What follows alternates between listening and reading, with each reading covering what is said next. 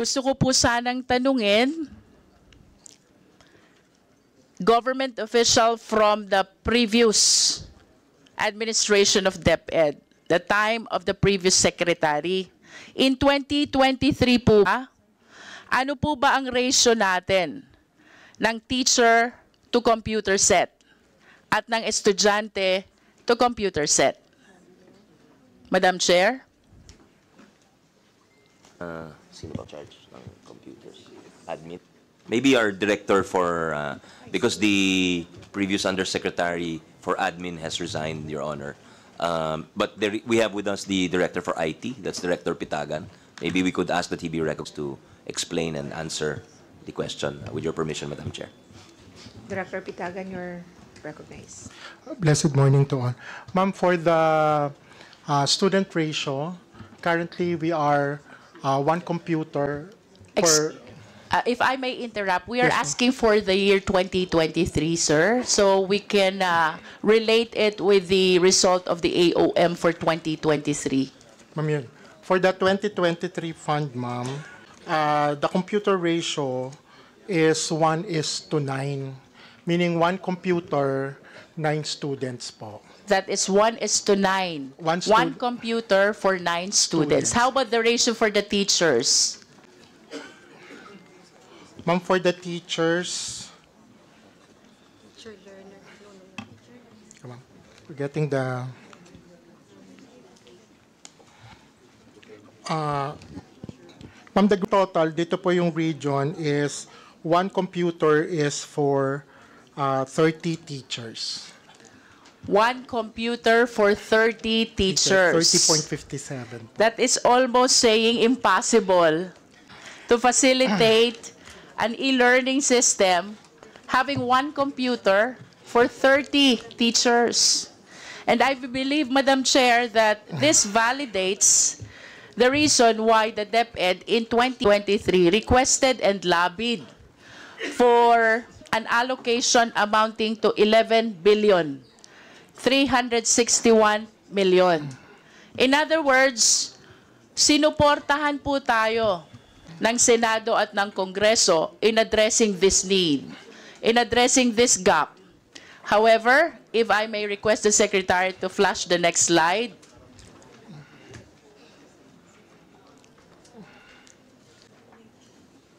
If I may invite your attention to the current appropriations. Ito po yung appropriation for 2023. The amount is 11,361 million. However, ang naging utilization po niya is only 19.22%. That is equivalent by way of obligation to 2,183 million. Disbursement to 2,075 million. So, bakit po sa tindi ng pangangailangan natin for ICT packages, Madam Chair, out of 11 billion allocation, bakit po 2,075 million lang ang naging disbursement? Can we hear from DepEd? Please answer the question.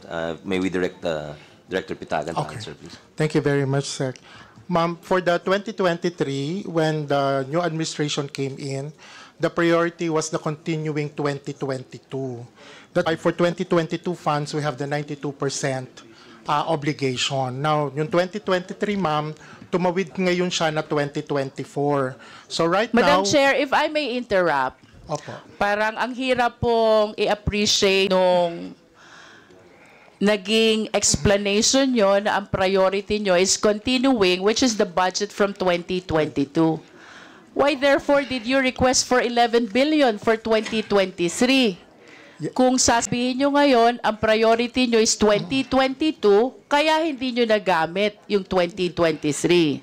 Alam po ninyo, Mr. Resource Speaker, doon po sa amin sa Batangas, hindi po magkamayaw ang humihingi ng tulong na estudyante, teacher, and even PTA officers. Lahat ang problema nila, computer, laptop.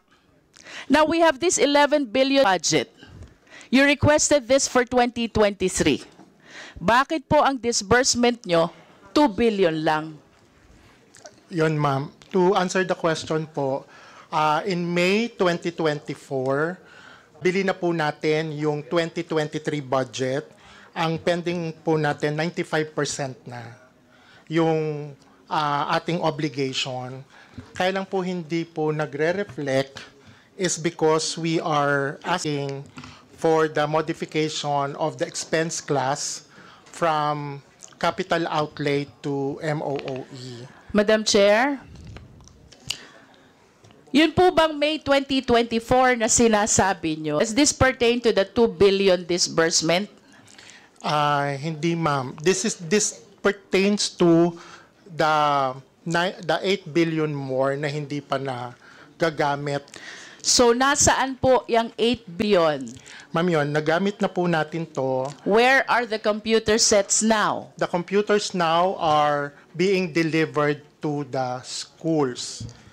Yung pong hinahanap nyo na 20... Who can validate that information that they are being delivered to schools? Because as far as I know, napakatindi po ng pangangailangan for computers ng ating mga public schools. If I may continue, Madam Chair, he made mention about the continuing appropriation. So let me invite your attention to color blue of the slide. Ayan po yung continuing appropriation. We have 9 billion budget. Tama po, Mr. Resource Speaker. May nagamit na 8 billion. But what surprises me a lot, punta po tayo sa baba. Both the current and the continuing has an accomplishment of 0%. Opo. Does our resource speaker validate this report?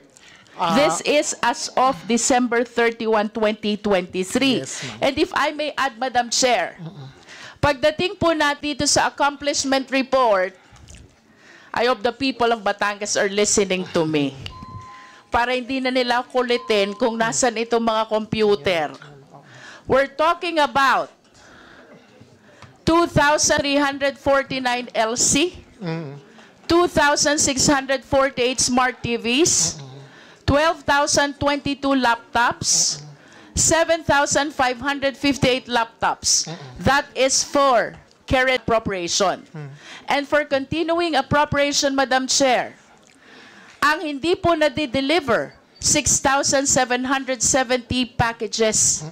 And the breakdown is 4,067 LC, 337 smart TVs, and 2,366 laptops, with 3,161 laptops for non-teaching personnel.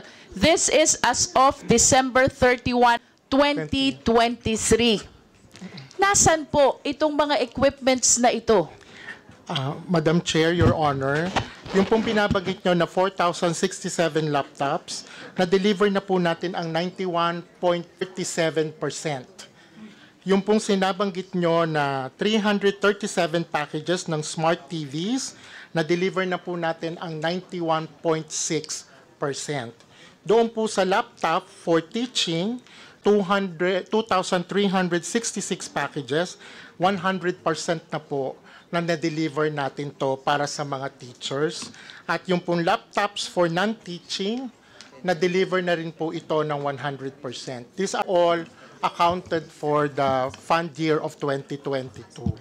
May we request the resource speaker to submit to us the documents proving all the delivery? Yes, ma'am. And can we go, Mr. Resource Speaker, to the current appropriation? Saan po itong 17,019 packages under the current appropriation? Okay. Under the current appropriation for the e-learning cards, that's 1,655 packages. Medyo mababa pa po yung ating delivery dito, which is 3.44 delivery, because the contract, ma'am, the NTP was May to December. So ang target po before the end of the year, maibigay po yung lahat ng ELC. Sa STV naman, ma'am, it's the same. For 5,942 packages, it's 3.77% na po yung na-deliver. If I may interrupt, Madam Chair, in other words, the average percentage with respect to the delivery is 3% Yes, ma'am. out of the total number of packages. Yes, ma'am. Because the procurement of the current 2024 happened in January. Madam Chair, I hope that the DepEd, Mr. Resource Speaker, realizes that the specification when we talk about ICT change so fast. Hindi ko po alam kung paano nyo i-realize ito concerning the possible significant changes already with the specs of ICT packages for which the current appropriation is originally allocated. Thank you very much for that very good observation. Ma'am, all our packages from learning card to STV, laptop for teachers and laptop for non-teaching are duly vetted and cleared from the Department of Information, Communication, and Technology. So nagsasubmit po kami sa kanila ng tech specs, including that of the 2023, and they gave us the corresponding clearance. What causes the delay? Ma'am, Or should I say, who causes the delay? Ma'am, hindi naman. Ma'am, kasi yun nga pong 2024, yung current fund, siyempre po nagsimula po kami ng procurement ng January. No, So, this is 2023 budget. the 2023 budget, ma'am, Current appropriation pertains to 2023 current appropriation. yes, ma'am. Ma'am, yun nga po, if I may backtrack a bit, kasi po noong 2023, when we first came in, yung new breed of leaders, hindi pa po nagagalaw yung 2022. So, naging priority po muna yon noong 2023. I will go back to my question, Madam Chair. If your priority is 2022, then you should not have requested for 2023. Kanina po may nabanggit na nasa warehouse. Ano po ba yung nasa warehouse? Ma'am, yung nasa warehouses na nabanggit, these are not these lots. Ito pong DepEd computerization program na ito po yung recalibrated DCP. Yung pong nasa warehouse, those purchased during 2020, 2021. 2020, 2021. Yes, ma'am. Ito pong 2022, ito yung 2023, ito po yung dinideliver pa lang ngayong 2024. Yes, ma'am. Madam Chair, I just wish to manifest my frustration about the significant delay in the proper bidding, procurement, and delivery of all this ICT equipments. Ito po'y kailangan ng ating mga public schools. As a matter of fact, I wish to believe na ito po ang dahilan kung bakit ang Philippine education ay nasa bottom ng ranking ng isa. Mayroon naman po tayong budget. Why don't we act promptly so we address this problem in the Department of Education? Thank you very much, Your Honor, for that observation, validating need of technology for schools. Ma'am, kaya po ngayon, doon po sa hinihingi namin na 2025, we have started already the early procurement activities. Para po ngayon this year, meron na pong NEP level, sinimulan na po namin yung pa-activities para nga pagdating ng 2025, mabili ka agad Madam at Chair, I wish to go ma-deliver. back to my question. What caused the delay in the procurement for 2023? Because I do not consider as valid excuse na priority nyo ang 2022. Please give me a valid reason. Well, some of the reasons na nilagay din po namin, number one, we have to, since bago yung leadership, we have to recalibrate. Kasi ma'am, dati e-classroom siya. So we have to really do an extensive onboarding of all the strands, all the people on the ground. Ano ba talaga yung kailangan? Magbibigay ba tayo ng computer laboratory? And a whole other... Ibig sabihin, Mr. Resource Speaker, while you are doing all this procurement, you have not made up your mind as to the specification of the ICT that you are procuring. That is a manifestation, Madam Chair. I acknowledge that my time ended already. Thank you. Thank you very much, ma'am. Thank you very much, Representative Luistro.